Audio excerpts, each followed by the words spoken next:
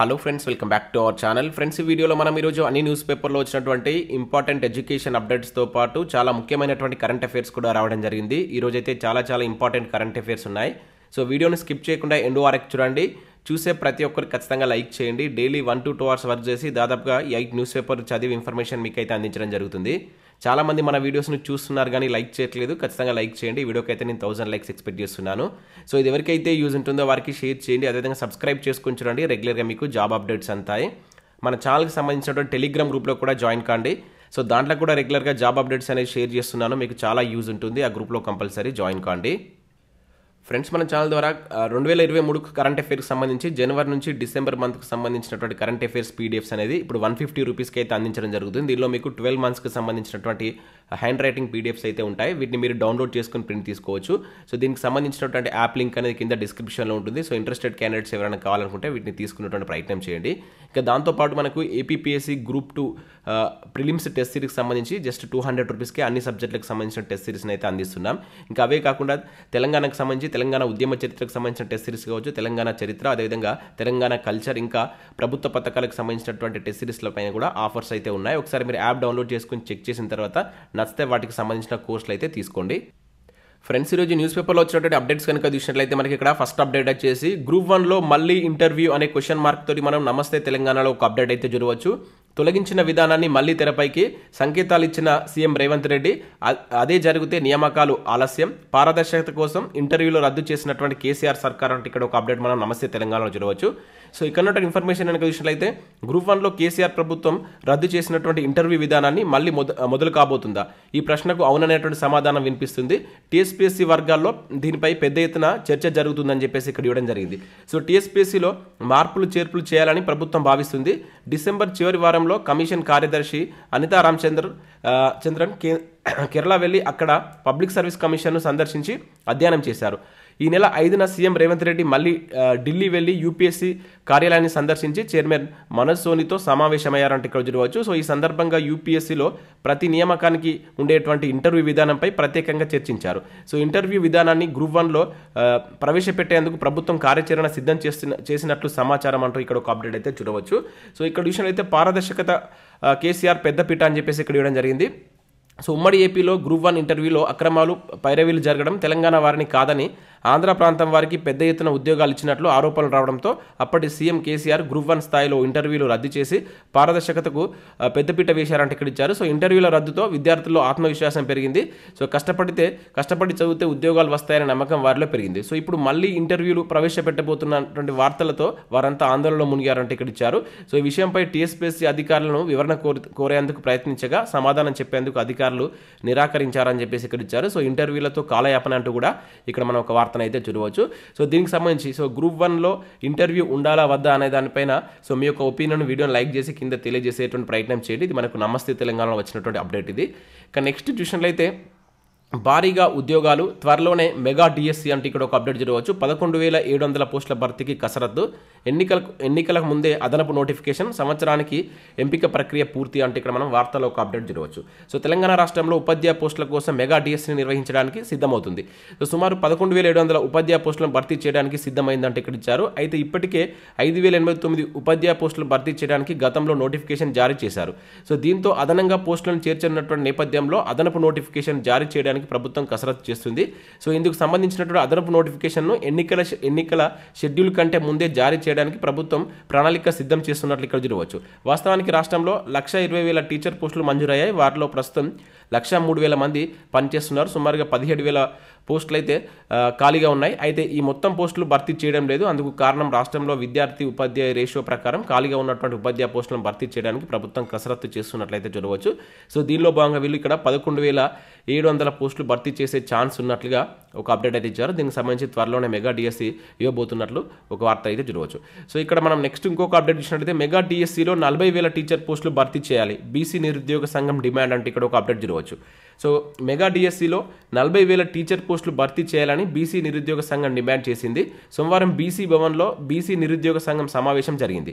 BC నిరుద్యోగ సంఘ అధ్యక్షులు నీల వెంకట్, సి రాజేందర్ అధ్యక్షతన జరిగినటువంటి ఈ సమావేశంలో జాతీయ బీసీ సంక్షేమ సంఘ అధ్యక్షులు ఆర్ కృష్ణయ్య మాట్లాడుతూ ముఖ్యమంత్రి రేవంత్ రెడ్డి పెద్ద ఎత్తున టీచర్ పోస్టులు భర్తీ చేయాలని ఆదేశాలు ఇస్తుంటే కొందరు విద్యాశాఖ అధికారులు 10,000, 12,000 అంటూ సాగదీస్తున్నారని విమర్శించారు.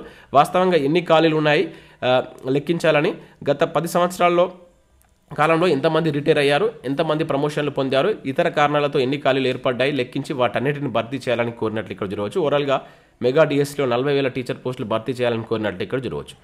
ఇక నెక్స్ట్ అప్డేట్ చూసినట్లయితే గురుకుల ఫలితాలు వెల్లడించాలి అంటే ఇక్కడ ఒక అప్డేట్ చూడవచ్చు. విద్యాశాఖ ముఖ్య కార్యదర్శికి అభ్యర్థుల వినతి అని చెప్పేసి ఇక్కడ ఇచ్చారు. సో గురుకుల ఫలితాల కోసం వెయిట్ చేస్తున్న ప్రతి ఒక్కరు వీడియోని లైక్ చేసి కింద ఎస్ అని కామెంట్ చేయండి. ఇంకా సంక్షేమ గురుకులాల్లో పోస్టుల భర్తీకి నిర్వహించినటువంటి రాత పరీక్షల ఫలితాలను వెంటనే విడుదల చేయాలని అభ్యర్థులు కోరారు. సోమవారం సెక్రటేరియట్లో విద్యాశాఖ ముఖ్య కార్యదర్శి బుర్రా వెంకటేశానికి వినతి పత్రం అందజేసినట్లు ఇక్కడ చూడవచ్చు. ఈ సందర్భంగా అభ్యర్థులు మాట్లాడుతూ ఫలితాల కోసం 2.5 లక్షల మంది అభ్యర్థులు ఎదురు చూస్తున్నారు. సో ప్రభుత్వం చొరవ తీసుకొని పార్లమెంట్ ఎన్నికల నోటిఫికేషన్ కంటే ముందే ఫలితాలు వెల్లడించేలా చర్యలు తీసుకోవాలని కోరినట్లు ఇక్కడ ఒక అప్డేట్ చూడవచ్చు. సేమ్ ఫలితాలకు సంబంధించి మరొక అప్డేట్ కూడా ఇక్కడ రావడం జరిగింది. ఉద్యోగ పరీక్ష ఫలితాల్లో జాప్యం తగదు అంటే ఇక్కడ చూడవచ్చు. తెలంగాణ రాష్ట్ర బీడ్ సంఘం అధ్యక్షుడు రామ్మోహన్ రెడ్డి అంటే ఇక్కడ ఇచ్చారు. సో గత ప్రభుత్వం నిర్వహించినటువంటి ఉద్యోగ పరీక్షల ఫలితాల్లో జాప్యం తగదని రాష్ట్ర డీడ్ సంఘ అధ్యక్షులు రావుల రామ్మోహన్ రెడ్డి పేర్కొన్నారు. సో గత కేసీఆర్ ప్రభుత్వం 80,000 ఉద్యోగాల భర్తీ ప్రక్రియ చేపట్టిందని, దానిలో సుమారు 70,000కు పైగా ఉద్యోగాల భర్తీకి పరీక్షలు నిర్వహించిందని గుర్తు చేశారు. కానీ కొత్తగా ఏర్పడినటువంటి ప్రభుత్వం ఆ ఉద్యోగాల భర్తీ ప్రక్రియలో తాత్సారం చేయడం సరికాదని చెప్పేసి ఇక్కడ చెప్పినట్లు ఇక్కడ ఒక అప్డేట్ చూడవచ్చు. చాలామంది ముఖ్యంగా ఈ గ్రూప్ 4కు సంబంధించిన రిజల్ట్స్ కావచ్చు, అండ్ గురుకులకు సంబంధించి కావచ్చు, ఇంకా ఇతర పోలీస్ కానిస్టేబుల్కి సంబంధించిన రిజల్ట్స్ కావచ్చు, అంటే వాటిలో ఉన్నటువంటి కోర్టు కేసులు కావచ్చు, ఇట్లా చాలా రిజల్ట్స్ కోసం అయితే అభ్యర్థులు అయితే వెయిట్ చేస్తున్నారు. సో ఏదేమైనప్పటికీ వాటికి సంబంధించి త్వరగా ప్రభుత్వం చర్యలు తీసుకోవాలని చెప్పేసి అయితే కోరుకున్నాం. ముఖ్యంగా టీఎస్పీఎస్సీకి సంబంధించినటువంటి ఫలితాలు రిలీజ్ కావాలంటే మనకు టీఎస్పీఎస్సీ బోర్డు అనేది నూతన బోర్డు ఏర్పడితే దానికి సంబంధించిన ప్రక్రియ త్వరగా జరిగేటువంటి ఛాన్స్ అయితే ఉంటుంది. మరి చూద్దాం, మరి ప్రభుత్వం ఎంత త్వరగా మనకు టీఎస్పీఎస్సీ చైర్మన్ కావచ్చు ఇతర సభ్యులను ఏర్పరుస్తుందో చూద్దాం.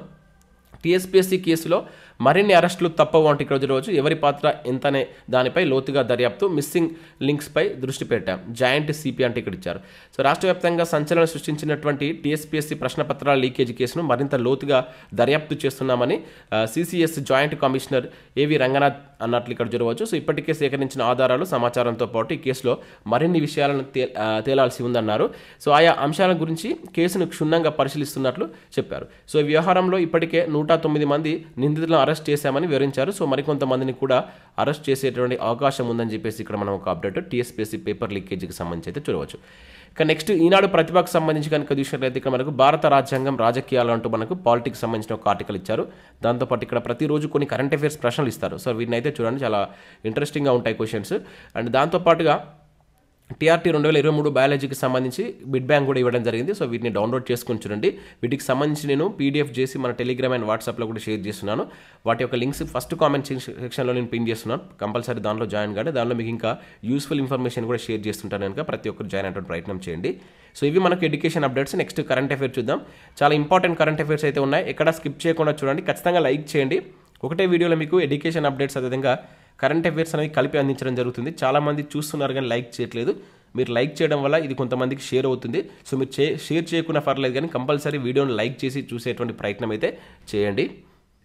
సో ఇక్కడ మన ఫస్ట్ కరెంట్ అఫైర్ కనుక విషయాలు అయితే బిల్కిస్ బానో కేసులో దోషుల విడుదల చెల్లదు అంటే ఇక్కడ ఒక అప్డేట్ మనం చూడవచ్చు. మహారాష్ట్రలో వేసినటువంటి శిక్షను మీరెలా తగ్గిస్తారు, అది పూర్తిగా అధికార దుర్వినియోగమే, రెమిషన్ ఉత్తర్వులు కొట్టివేస్తున్నాం, సుప్రీంకోర్టు కీలక తీర్పు, 2 వారాల్లో దోషుల్ని మళ్ళీ జైల్లో పెట్టాలని ఆదేశం అని చెప్పేసి ఇక్కడ ఒక సంచలన తీర్పు అయితే మనం చూడవచ్చు.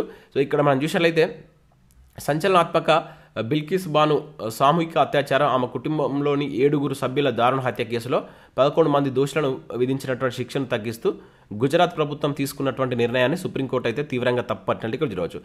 కేసు విచారణ అంతా మహారాష్ట్రలో జరిగినప్పుడు ముందస్తు విడుదలపై ఆ ప్రభుత్వం మాత్రమే నిర్ణయం తీసుకోవాల్సి ఉంటుందని స్పష్టం చేసింది. గుజరాత్ చేసింది ఇది అధికార దుర్వినియోగం అని చెప్పేసి చెప్పినట్టు ఇక్కడ చూడవచ్చు. సో ఈ నిర్ణయం ఏమాత్రం మనసు పెట్టి తీసుకున్నది కాదని, అది మూస ధోరణిలో ఉందంటూ దాన్ని కొట్టివేసినట్లు ఇక్కడ చూడవచ్చు. 2 వారాల్లో దోషులను తిరిగి మళ్ళీ జైలుకు పంపించాలని చెప్పేసి justice B V Nagarathna, justice Ujjal Bhuyan ధర్మాసనం సోమవారం ఆదేశించినట్లు ఇక్కడ జరగవచ్చు. శిక్షాకాలం ముగియక ముందే దానిని మాఫీ చేసి, అంటే దాన్ని మనం రెమిషన్ అని చెప్పేసి అంటాం, సో విడుదల చేయడాన్ని సవాల్ చేస్తూ మనకు ఈ బిల్కిన్ బాను తదితరులు కోర్టులో మళ్ళీ ఒకసారి పిటిషన్ వేయడం జరిగిందనమాట. దానిపైన విచారణ జరిగినటువంటి ధర్మాసనం ఇటువంటి తీర్పును అయితే ఇచ్చింది.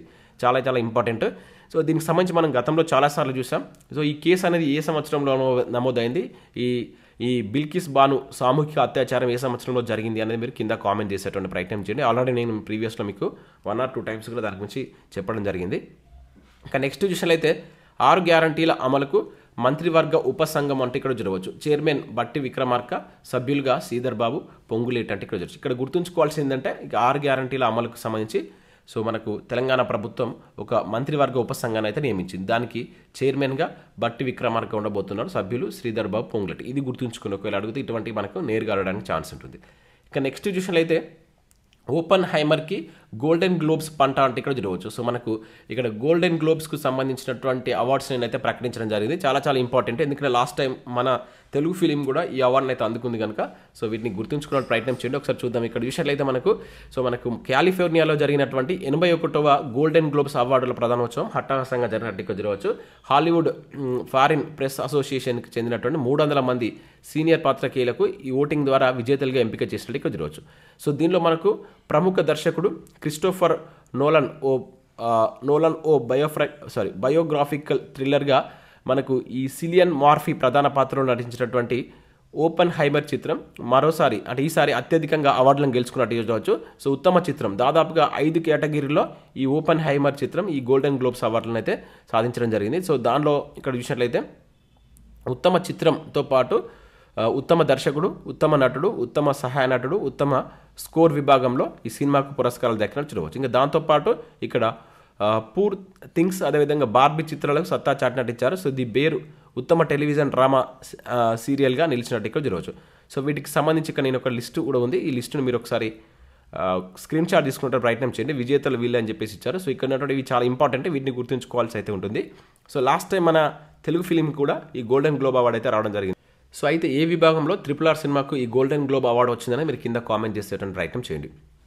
ఇంకా నెక్స్ట్ విషయంలో అయితే HIVలో 5వ స్థానంలో రాష్ట్రం అంటే ఇక్కడ ఒక అప్డేట్ మనం చూడవచ్చు. చాలా ఇంపార్టెంట్ డేటా ఇది, మనకు గవర్నమెంట్ రిలీజ్ చేసినటువంటి డేటా. సో ఇక్కడ విషయంలో తెలంగాణలో 1.59 లక్షల మందికి ఎయిడ్స్, మహారాష్ట్ర ఫస్ట్, 2వ స్థానంలో ఆంధ్రప్రదేశ్. సో దేశంలో 24.67 లక్షల మంది బాధితులు. సో గణాంకాలు విడుదల చేసినటువంటి కేంద్ర ప్రభుత్వం. సో ఇక్కడ ప్రతిదాన్ని గుర్తుంచుకోండి, ఇవి చాలా చాలా ఇంపార్టెంట్ ఈ హైలైట్స్. సో తెలంగాణ యొక్క పొజిషన్ 5వ స్థానంలో ఉంది. సో అదేవిధంగా మహారాష్ట్ర అనేది ఫస్ట్ ప్లేస్లో ఉంది, సెకండ్ ప్లేస్లో ఆంధ్రప్రదేశ్ ఉంది. మొత్తం దేశంలో ఎయిడ్స్ బాధితుల సంఖ్య ఎంతంటే 24.67 లక్షలు.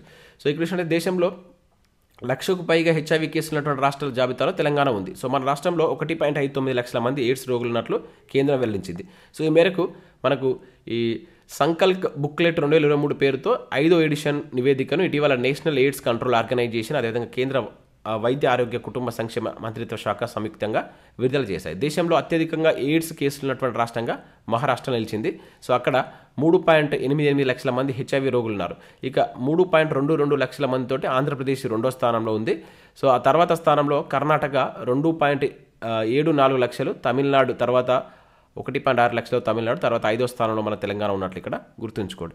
సో టోటల్గా HIV కేసులో 72% ఈ 6 రాష్ట్రాలలో ఉన్నాయంట.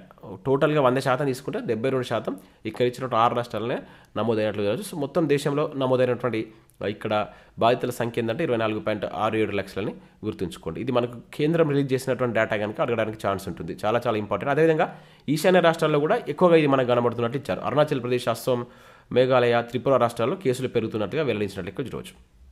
ఇంకా నెక్స్ట్ విషయంలో అయితే ఇషాకు ప్యారిస్ బెర్త్ అంటే ఇక్కడ చూడవచ్చు. సో వరుణ్ సైతం ఒలింపిక్స్కి అని చెప్పేసి ఇక్కడ ఇచ్చారు. సో తెలంగాణ షూటర్ ఇషా సింగ్ అదరగొట్టింది. సో ప్యారిస్ ఒలింపిక్స్ బెర్త్ సొంతం చేసుకుంది. సోమవారం ఆసియా క్వాలిఫైయర్స్లో మహిళల 10 మీటర్ల ఎయిర్ పిస్టల్లో స్వర్ణ పథకం నెగ్గినట్లు ఇక్కడ చూడవచ్చు. సో దీంతో ఈ 18 ఏళ్ల ఇషాకు ప్యారిస్ బెర్త్ దక్కినట్లు ఇక్కడ చూడవచ్చు. సో పురుషుల విభాగంలో కూడా బంగారు పథకం నెగ్గినటువంటి వరుణ్ తోమర్ కూడా ఒలింపిక్స్కు అర్హత సాధించారు. సో దీంతో ఇప్పటివరకు భారత్ నుంచి 15 మంది షూటర్లు, ఓన్లీ షూటర్లే ఒలింపిక్స్ బెర్త్లకు ఖరారు చేసుకున్నట్లు ఇక్కడ మనం చూడవచ్చు. ఇది ఇంపార్టెంట్ గుర్తుంచుకోండి. మనకు ప్యారిస్లో మనకు ఈ నెక్స్ట్ ఒలింపిక్స్ అయితే జరగబోతున్నాయి. దానికి సంబంధించి ఇక్కడ క్వాలిఫైర్ మ్యాచెస్ కూడా జరుగుతున్నాయి. ఇంకా నెక్స్ట్ విషయంలో అయితే ఫ్రాన్స్ ప్రధాని రాజీనామా అంటే ఇక్కడ ఒక అప్డేట్ చూడవచ్చు. సో ఫ్రాన్స్ ప్రధాని ఎలిజబెత్ బోర్న్ చేసినటువంటి రాజీనామాను అధ్యక్షుడు మెక్రాన్ సోమవారం ఆమోదించారు. సో ఇటీవల తెచ్చినటువంటి వివాదాస్పద ఇమిగ్రేషన్ చట్టంపై రాజకీయ ఉద్రిక్తలు నెలకొన్నటువంటి నేపథ్యంలో ప్రధాని రాజీనామా చేసినట్లు ఇక్కడ చూడవచ్చు. సో కొత్త చట్టం ప్రకారం విదేశీయులను వెనక్కి పంపేందుకు ప్రభుత్వానికి మరిన్ని అధికారాలు లభిస్తాయి. 2022లో ప్రధానిగా బోర్న్ బాధ్యతలు చేపట్టిందట. సో ఈమె దేశానికి 2వ మహిళా ప్రధాని అని ఇక్కడ మనం చూడవచ్చు. గుర్తుంచుకోండి, ఇక్కడ మనకు ఫ్రాన్స్కి సంబంధించి ఇప్పుడు ఇమాన్యుయల్ మెక్రాన్ మన గణతంత్ర దినోత్సవానికి సంబంధించి చీఫ్ గెస్ట్ ఒకటి రాబోతున్నారు 75వ గణతంత్ర దినోత్సవానికి. సో అది కూడా మనకు వార్తల్లో ఉన్నటువంటి అంశం. సో నెక్స్ట్ కరెంట్ అఫేర్ ఇక్కడ చూసినట్లయితే జర్మన్ సాకర్ దిగ్గజం బెకన్ బావర్ అస్తమయం అని చెప్పేసి ఇక్కడ ఇచ్చారు. సో జర్మనీ దిగ్గజ ఫుట్బాల్ ప్లేయర్ అయినటువంటి బెకన్ బావర్ చనిపోతూ వార్తలు నిలడం జరిగింది. పేరు గుర్తుంచుకోండి, ఇటీవల చనిపోయినటువంటి ఫుట్బాల్ ప్లేయర్ బెకన్ బావర్ ఏ దేశానికి సంబంధించినటువంటి ప్లేయర్ అని చెప్పేసి అడగడానికి ఛాన్స్ ఉంటుంది. జర్మనీ అని చెప్పేసి గుర్తుంచుకోండి. ఇతను 1974లో జర్మన్ జట్టు గెలవడంలో ఆ జర్మన్ జట్టు విశ్వవిజేత గెలిచినప్పుడు దానికి కెప్టెన్గా చేసినటువంటి వ్యక్తి అంట. సో పేరు గుర్తుంచుకోండి, ఏ దేశానికి సంబంధించిన ప్లేయర్ అనేది కూడా ఇంపార్టెంట్. ఇంకా నెక్స్ట్ విషయం అయితే ప్రపంచంలోనే తొలి వైర్లెస్ ట్రాన్స్పరెంట్ టీవీ అంటే ఇక్కడ మనం చూడవచ్చు. సో ప్రపంచంలోనే తొలి వైర్లెస్ ట్రాన్స్పరెంట్ పారదర్శకత స్మార్ట్ టీవీ అనేటువంటిది OLED అని LG ఎలక్ట్రానిక్స్ అయితే ఆవిష్కరించింది. ఏ కంపెనీ అని చెప్పేసి అడగవచ్చు, ఇది గుర్తుంచుకోండి. సో గాజు తెరతో కూడినటువంటి టీవీలోని జీరో కనెక్ట్ బాక్స్ ద్వారా వైర్లెస్ విధానంలో ఆడియో వీడియో ఫైళ్లను పంపవచ్చు అంట. ట్రాన్స్ప్లాంట్ మోడ్లో బ్లాక్ మోడ్ అంటే సాంప్రదాయక పద్ధతి అంటాం, 2 విధాలుగా వీక్షించగలం. సో ఈ టీవీ ప్రత్యేకత దాని యొక్క అంటే ఇది ట్రాన్స్ప్లాంట్ మోడ్, అదేవిధంగా బ్లాక్ మోడ్ 2 దాంట్లో వీక్షించవచ్చట. సో ఏడాది ఇది గ్లోబల్ మార్కెట్లోకి రానున్నట్లు ఇక్కడ ఒక అప్డేట్ ఇచ్చారు. సో దీని యొక్క ఇమేజ్ కూడా ఇక్కడ మీరు చూడవచ్చు. సో ఈ విధంగా ఉండబోతున్నట్లుగా ఇక్కడ ఒక అప్డేట్ కూడా మనం చూడవచ్చు. ఇంకా నెక్స్ట్ చూసినట్లయితే మదీనాలో స్మృతి ఇరానీ అంటే ఇక్కడ చూడవచ్చు. తొలి ముస్లిమేతర ప్రముఖురాలుగా కేంద్ర మంత్రి రికార్డు. మస్జిదే కుబా అదేవిధంగా ఉహూద్ పర్వత ప్రాంతాల్లో సందర్శన అని చెప్పేసి ఇక్కడ చూడవచ్చు. సో ముస్లింలకు పవిత్రమైనటువంటి మదీనాలో పర్యటించి కేంద్ర మైనార్టీ వ్యవహారాల మంత్రి స్మృతి ఇరానీ సంచలనం సృష్టించింది. సో మదీనా నగరంలో పర్యటించినటువంటి తొలి ముస్లిమేతర ప్రముఖురాలిగా ఆమె చరిత్రకెక్కినట్టు ఇక్కడ చూడవచ్చు. సో మదీనాలో స్మృతి పర్యటించినటువంటి వీడియో ఫోటోలు సామాజిక మాధ్యమాలలో వైరల్గా మారుతున్నట్లు ఇక్కడ మనం చూడవచ్చు. చాలా చాలా ఇంపార్టెంట్. సో ఇటువంటి కూడా మనకు ఫస్ట్ టైం కనుక ఇటువంటి కూడా అడగడానికి ఛాన్స్ ఉంటుంది, గుర్తుంచుకోండి. ఇక నెక్స్ట్ చూసినట్లయితే ఏపీ పోలీస్ తులసి చైతన్యకు ప్రతిష్టాత్మక అవార్డు అని చెప్పేసి ఇక్కడ ఒక అప్డేట్ మనం చూడవచ్చు. నేడు రాష్ట్రపతి చేతుల మీదుగా టెన్జింగ్ నార్గే పురస్కారం సో వాటర్ అడ్వెంచర్ విభాగంలో అవార్డుకు ఎంపిక అని చూడవచ్చు. సో మనకు ఆంధ్రప్రదేశ్ పోలీస్ విభాగానికి చెందినటువంటి మోతుకూరి తులసి చైతన్య నేడు రాష్ట్రపతి ద్రౌపది ముర్ము చేతుల మీదుగా ప్రతిష్టాత్మక టెన్జింగ్ నార్గే నేషనల్ అడ్వెంచర్ అవార్డును అయితే అందుకోబోతున్నట్లు ఇక్కడ గుర్తుంచుకోవాల్సి అయితే ఉంటుంది. పేరు గుర్తుంచుకోండి, అవార్డు పేరు గుర్తుంచుకోండి. అతని ఏ ప్రాంతానికి సంబంధించినటువంటి ఆంధ్రప్రదేశ్ ప్రాంతానికి సంబంధించినటువంటి వ్యక్తి. సో ఇవి మనకు వివిధ న్యూస్ పేపర్లో వచ్చినటువంటి ముఖ్యమైనటువంటి ఎడ్యుకేషన్ అప్డేట్స్, అదేవిధంగా కరెంట్ అఫైర్స్. సో వీడియో నచ్చినట్లయితే లైక్ చేసి మీ మిత్రులకు షేర్ చేయండి. అదేవిధంగా మన యాప్ను డౌన్లోడ్ చేసుకొని దానిలో మీకు యూస్ఫుల్ కంటెంట్ అయితే ఉంది. Thanks for watching. Thank you.